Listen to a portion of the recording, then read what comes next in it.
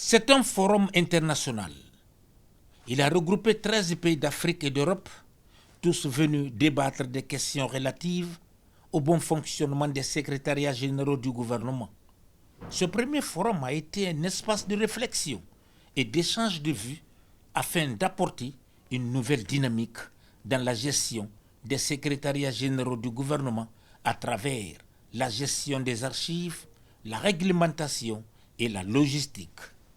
Notre pays est fier d'avoir accueilli ce premier forum des secrétariats généraux du gouvernement sous l'impulsion de son Excellence le Président de la République, chef de l'État, le général Mamadi Doumbouya, qui nous permet tous les jours d'œuvrer dans le cadre du repositionnement de notre pays, du renforcement des capacités de notre administration, en ouvrant nos capacités à d'autres pays, comme ceux qui ont bien voulu répondre à notre invitation. Il nous a permis pendant 3 jours, Monsieur le Premier ministre, Monsieur le Président du Conseil national de la transition, de discuter sur l'orientation et l'ancrage institutionnel et le positionnement des secrétariats généraux du gouvernement. Ça nous a permis de poser des questions, d'inviter à la réflexion sur la pérennité, sur le rôle, les attributions et l'ancrage qui nous permet d'exercer pleinement certaines attributions et d'autres par délégation à travers une organisation parfois différente, même quand c'est le même système.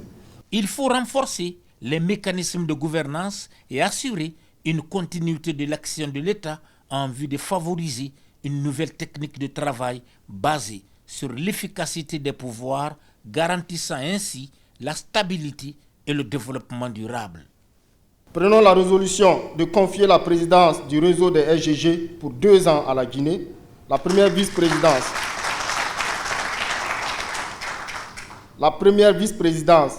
au Tchad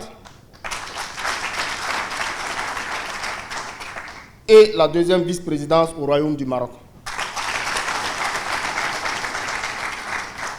Prenons la résolution d'organiser le prochain forum en 2026 en République de Guinée.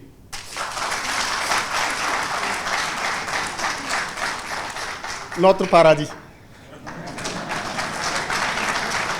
Le Premier ministre, chef du gouvernement, insiste sur la vulgarisation des recommandations issues des travaux pour améliorer les cadres institutionnels et législatifs.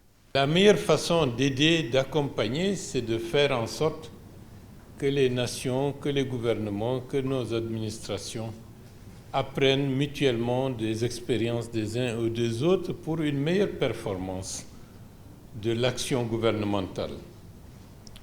Des pays réussissent, d'autres ont du mal à avancer, tout simplement, non pas parce que la volonté n'est pas partagée de part et d'autre, mais c'est l'approche en termes d'organisation, en termes de méthode, en termes d'implication de l'ensemble des équipes et en termes de conservation de la mémoire pour faire en sorte que nos échecs d'aujourd'hui préparent les succès de demain. Mais si à chaque fois c'est l'éternel recommencement, il va de soi qu'on aura de la peine à avancer. D'où la nécessité, à travers ce rapprochement, ce partenariat entre secrétaires généraux qui assure la continuité de l'État, indépendamment des remous ou des alternances politiques qui deviennent de plus en plus récurrentes.